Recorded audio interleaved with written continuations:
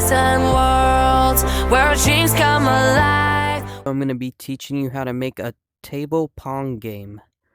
So the things you're going to need for this is 2 scripts, 2 triggers, a particle effect, a sound, a cup of some type, and a ball. And then you can also have a text to show where the reset button is going to be. And then a table, of course. So the first steps we're going to need to do is we're going to go ahead and we're just going to move our ball over here above the script for now. And we'll start that in a second. We're going to pull up our cup properties. And under when world is started, we're going to go to listen to events. So listen to events.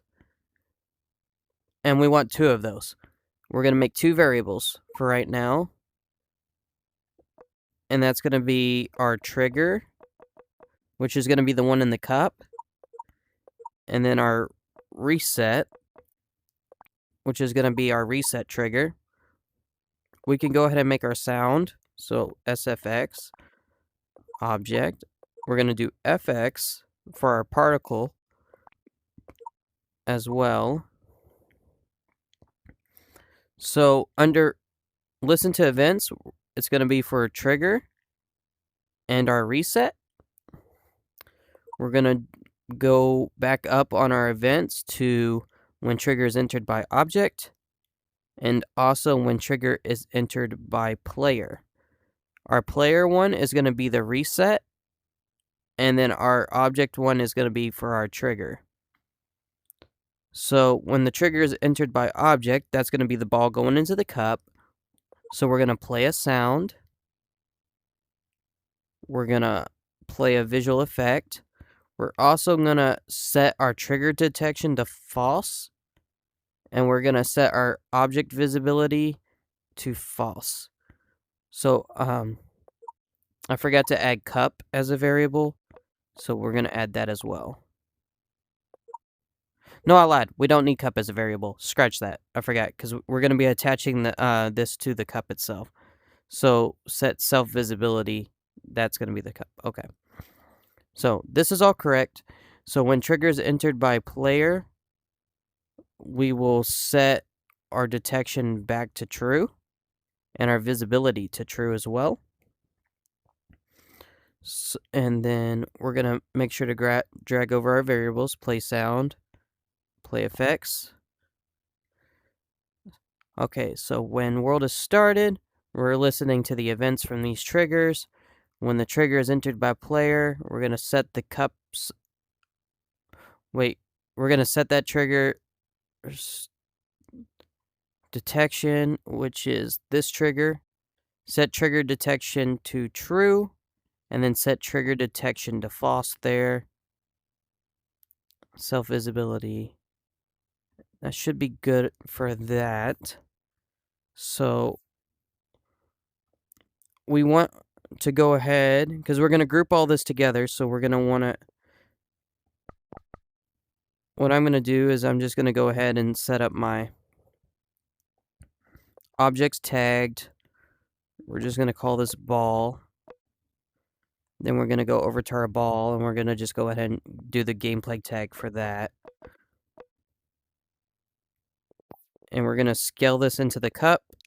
So let's just say you can make it small. You want to fit it in there. You don't want it to be where they can hit the outside of the cup and it counts. So we'll just stick it in there like that.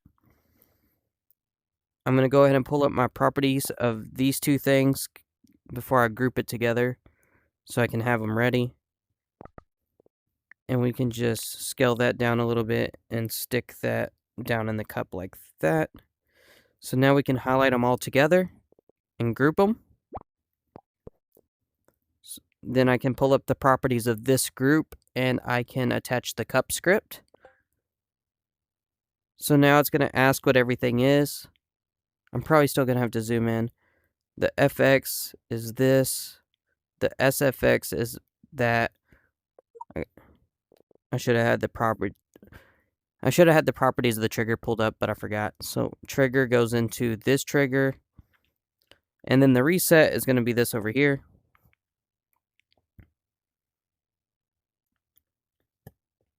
So now I got that all linked. So now we can start working on our ball script. So let's go ahead and attach the ball. Our ball script is going to basically be a return script. So for this one, we're just going to write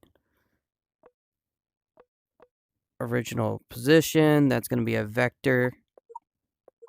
Then we're going to do original rotation. That's going to be a rotation.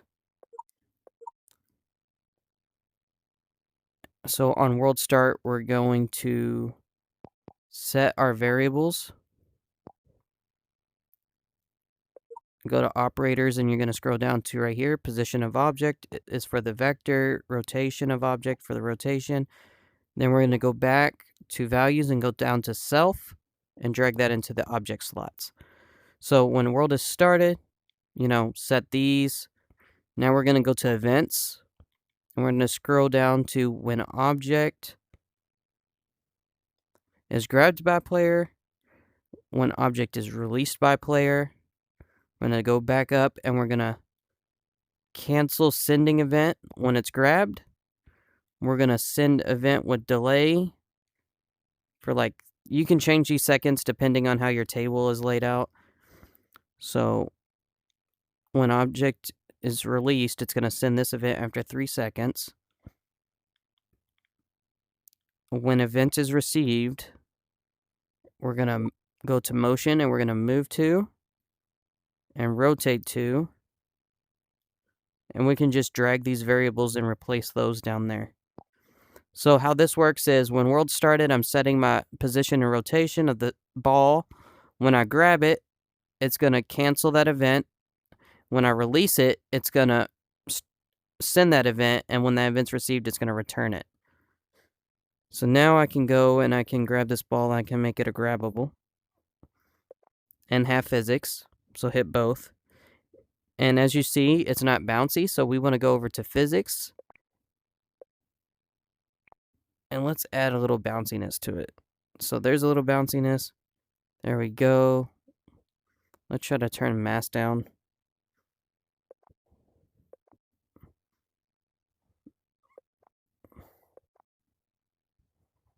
You know what? Let's just go to rubber ball. Yeah, there we go. But we want to turn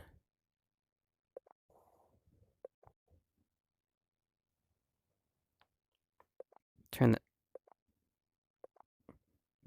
We don't want it too bouncy, but we want it bouncy. But basically, And that's how that works for that. And if I hit reset, there it is. It's back. So if I come back over and try again. And the reason we did it this way is because now you can build your game off that alone. So all I have to do now to make table Pong is just duplicate this.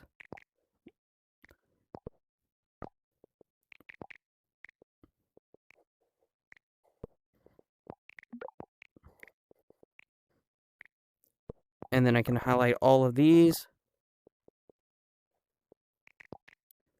And I can spin it around.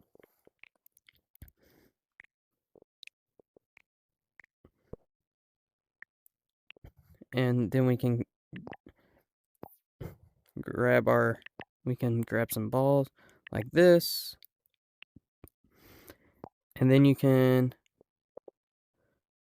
you can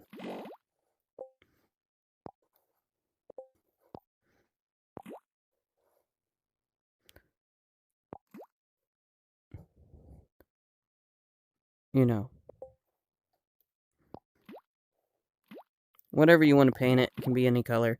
So now, you got a game. It's I got to make red and red.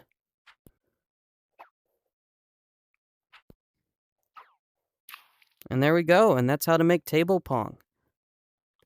Evil's first the name, he's a beacon of light, crafting masterpieces with style and with might. His builds, they stand tall like stars in the night.